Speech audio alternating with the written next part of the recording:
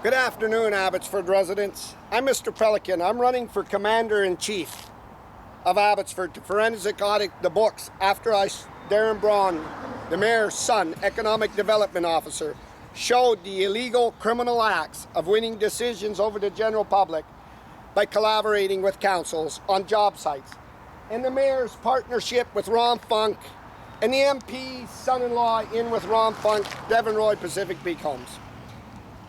Some should be dressed seriously when you attack common residents, families, and try to end their lives, frame them, and believe that it's a game for you to increase your richnesses.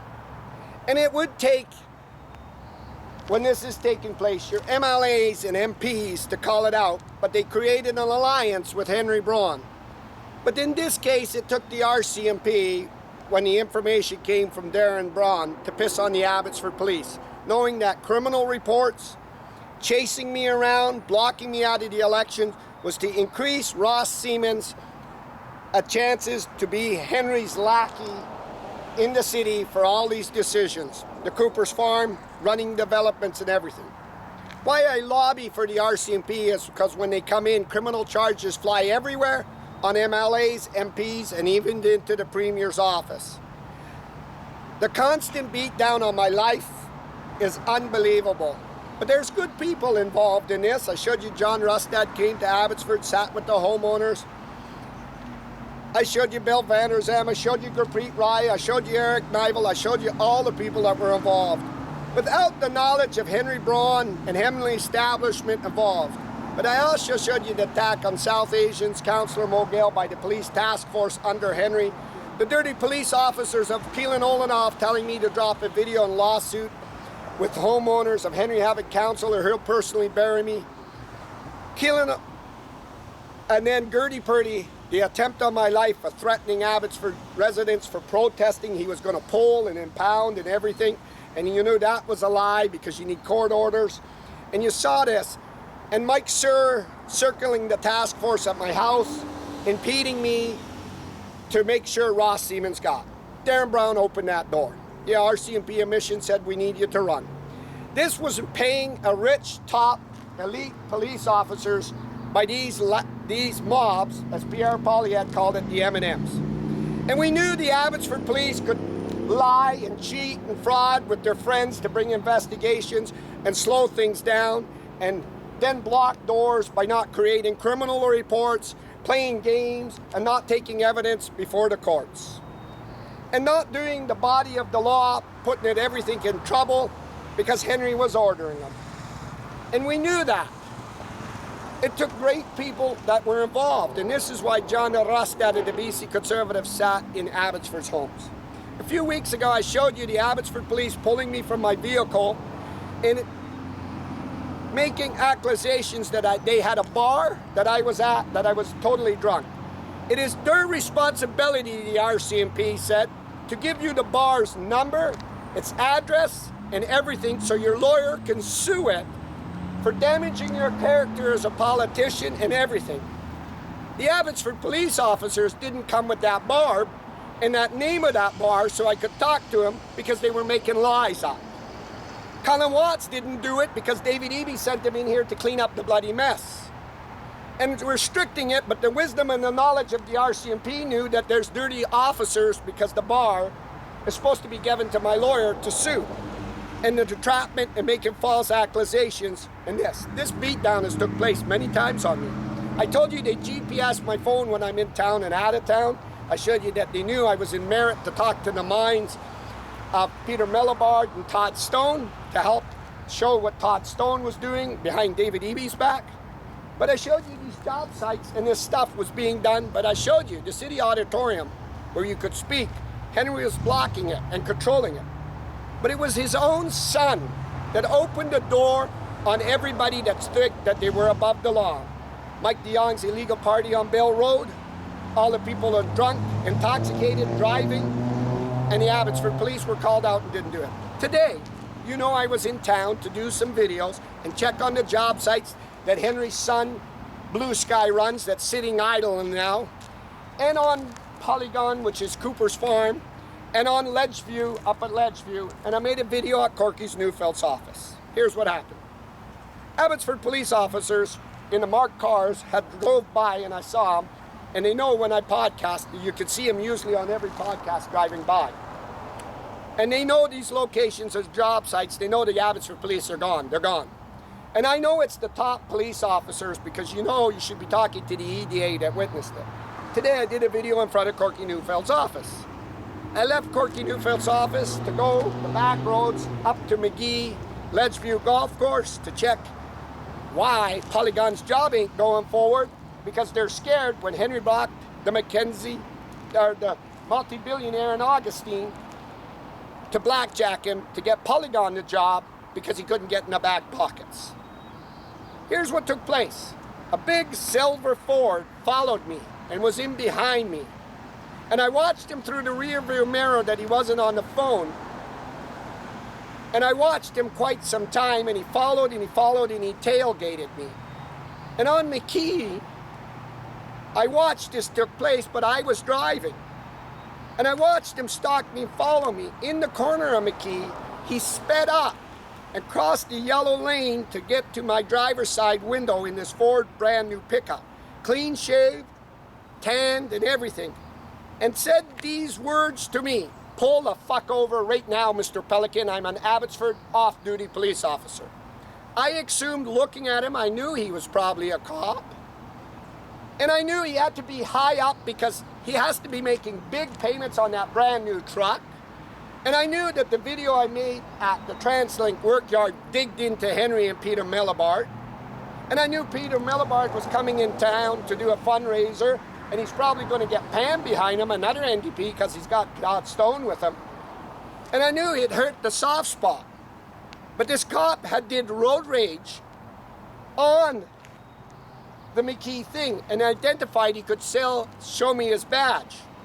I believe, in my opinion, if he was a cop in that Ford truck, the looks showed it, everything showed it, his attitude, this constant screaming and the abuse, the illegal stuff to pull across the lane that would lose your driver's license.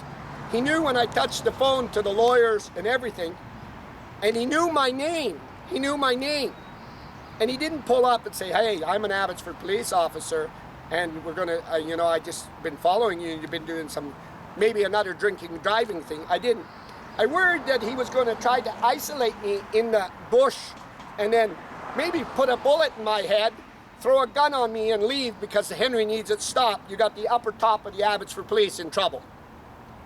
He fled from there. If he was a police officer, let me tell you the protocol.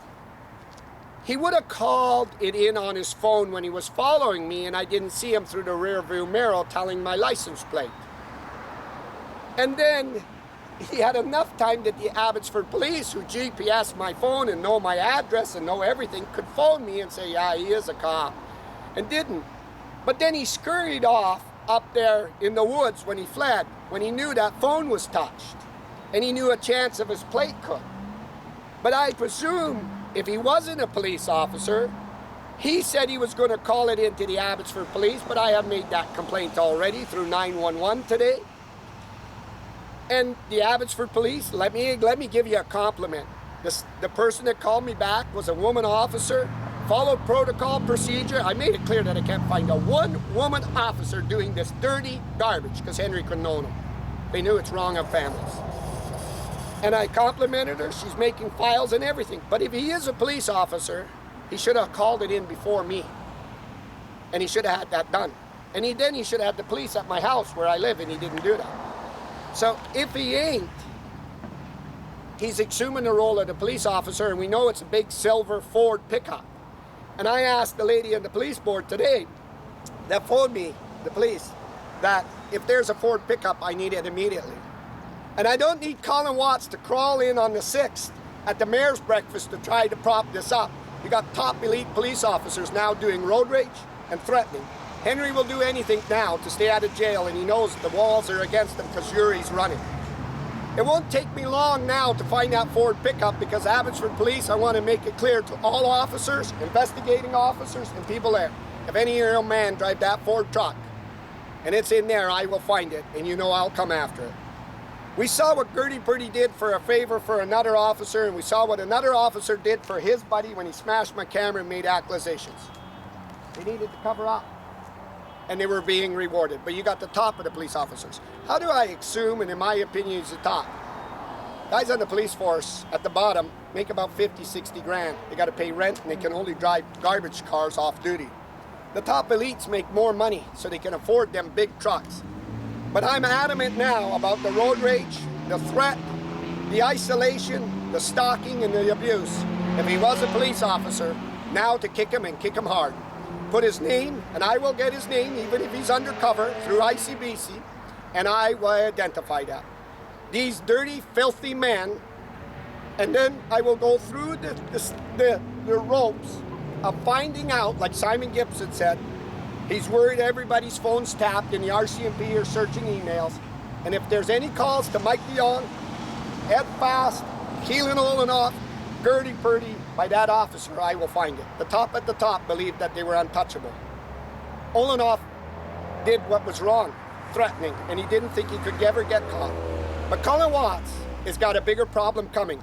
And if I see that loser of a police chief not addressing this, and not telling my community we got people out identifying as a police officer when they're not, because that wasn't procedure of the police. The procedure of a police officer is to identify the police officer, not break the law and road rage, not cuss and swear. He knew my name, so I knew he was a police officer. I knew if he knew my name. They would follow procedure and protocol and already have used their phone to call me in. So I believe he was working a scam for Henry, one of Henry's muscles or Mike DeYoung's muscle, to isolate me and give me another tune-up. And he figured the backwoods up on McKee, up at the Ledgeview Golf Course would do it. I want to make aware of this to all police officers who work in the Abbotsford Police Office. If your friend and your buddy drives a silver Ford, you need to come forward immediately to my community and address this. And you know that his police report should have been in before mine, and you knew that everything he did was breaking procedures. This friendship and buddy shit is over in your company. This is why I'm adamant about the RCMP. I know I hit you pretty hard the other day about Peter Mellibard, Todd Stone, and the NDP crossing. And I know that the attack on me is because I have a foot in every door of what you did. And you know that at the end of the day, Colin Watts is going to face jury, judges, and then all them witnesses that witnessed that, and no badge, no police are going to save you. That is why I'm adamant to my town, to my residents, to become your mayor. Work hard with my BC Conservative, only true Conservative, Yuri, to get him in as our premier, and rip the Abbotsford men and women that thought they were untouchable apart. It would be immediately, if he is a police officer found in that Ford truck working for the Abbotsford PD, he's suspended. He now loses his driver's license for road rage, intimidation, uttering threats, and making false accusations again. And that there, I would tell Colin Watts, you better call a procedure, because today, that lady officer that phoned me back was following procedure. And I'll make sure this buddy shit in the Abbotsford police are ended. And I want to make sure that officer knows he's going to get a reaction at me. You're not going to be making payments for that big police vehicle or that big silver Ford when you're let go. But that's why you don't break the law. That's why you don't do favors. And that's why you don't do it off duty. I believe, in my opinion, he was trying to isolate me in the woods and give me a fair tune-up and try to, like they did last week, drug traffic me, make accusations and everything. They're not going to stop. They realize they're in panic mode, they're in collapse mode and everything. And you know that nobody can stand on the world stage, make false accusations. And you know that is the truth. So I want to make something clear to investigators at the Abbotsford Police, to Colin Watts at the Abbotsford Police. No police force is coming in here to do you favors. This shit's going to rip down through your throat and every one of your officers till they're let go because of these filthy, dirty acts. And today is a prime example. And if I see you buying a ticket to go and Ross Siemens up because you need another scam with all these people and not following protocol and procedure, this is why I'm adamant that you're not capable of doing this job. You were sent in here by the NDP to cover it up. That there has everybody in Abbotsford a little shaking that this guy could do it. And if he ain't, I need a full report from the Abbotsford Police immediately that there's a person posing as an Abbotsford police officer in a silver big Ford and threatening people and road raging. And we need the community to come forward and help. I'm live, Abbotsford, British Columbia. Sage property.